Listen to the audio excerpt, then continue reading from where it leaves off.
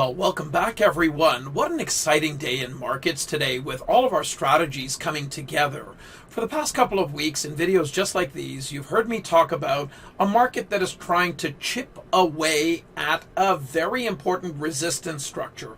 That 50% retracement marker, 414 bucks and a nickel on the SPY, that comes from the highs in Jan of 2022 to the October 2022 lows. That's the halfway back marker. Well, let's go take a look at where we ended up in today's market. And we'll talk a little bit more about the sustainability of that move overall as well. So as you take a look at my wealth charts right here and look at the SPY on a daily chart, it's the same chart that you were looking at on the slide. It's now just zoomed in, and of course you've got a move that has taken us above that 414 marker and has actually taken us above the top end of the weekly pivot range. Now, for the last couple of weeks in videos like these, you may have heard me say I'm looking at a market that continues to chip away, and I'm on the side that we likely make that move up. And of course, yesterday we had a very bullish move. If you watched yesterday's video, you'd have heard me say, hey, that big bullish push up above 414 and a nickel, and the way that it closed had some technical markers associated with it that support a continuation. Now, we got that continuation in spades today, and a lot of it was short squeezing. But now we're at a spot where we've broken free of the chains, so to speak, of this entire cluster. And the question is, are we set up to continue directly and make a bigger move up, i.e. towards 429? Or have we used up too much of that rocket fuel, and is it a little bit higher and a pullback? Well, what you heard, if you've listened to a few of these videos, is I'm expecting a move that takes us up to about 421 and change, and then a pullback to back test the breakout area, which at this point could ostensibly be around $415 to $416. So here's my rationale for a little higher and a pullback. A little higher on the SPY being in and around that 421 and change area to really not much higher than 422. So if you take a look at the NASDAQ, which is the index that outperformed, hand over fist today, it was up 1.9% roughly from yesterday's close. 1.7% of that was from the open. So the majority of it from the open. Take a look at the NASDAQ on the same chart. It too is above its 50% retracement marker, but as you can see, I've got a channel on the screen here. It's a bell curve of a channel, a linear regression channel. And typically when we come up to the top part of the channel, we pull back. History evidences that as well with where the channel is now.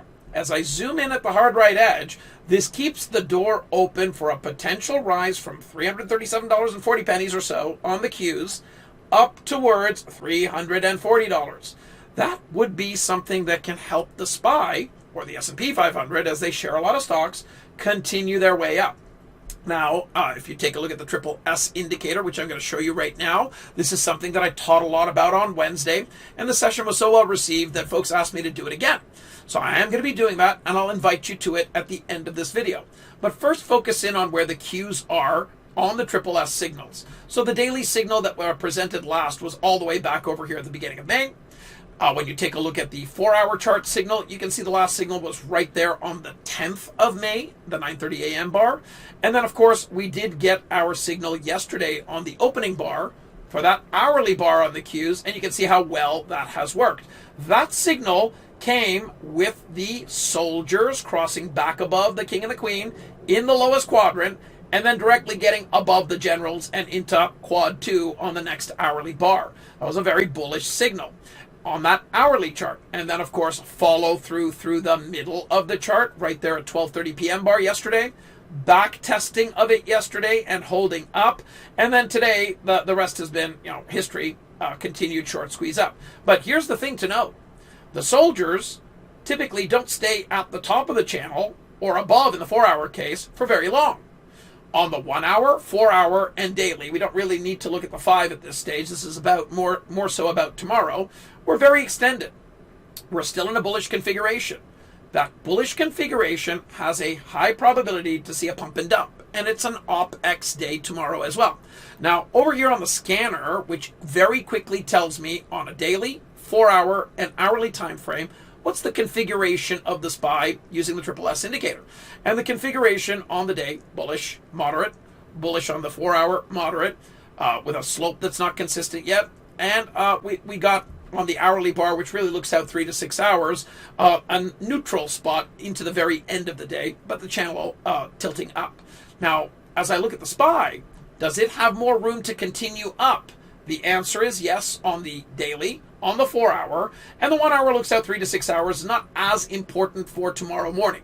But we've had the breakout, which we've been calling for over the last several weeks in videos like these, and the triple S indicator ended in a spot yesterday that I qualified for you in a video just like this that was bullish.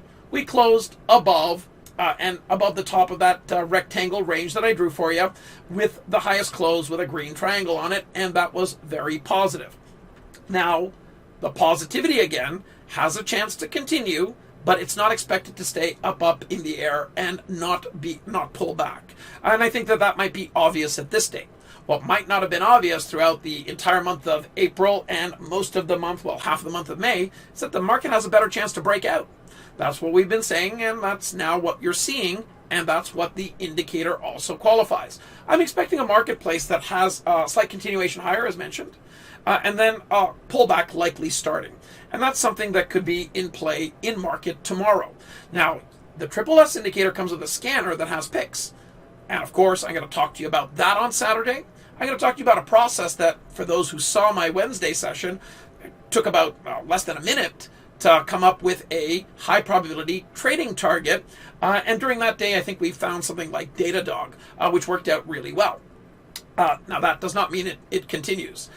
What I want to do is invite you to the next session that I'm going to be holding, and it's going to happen on Saturday.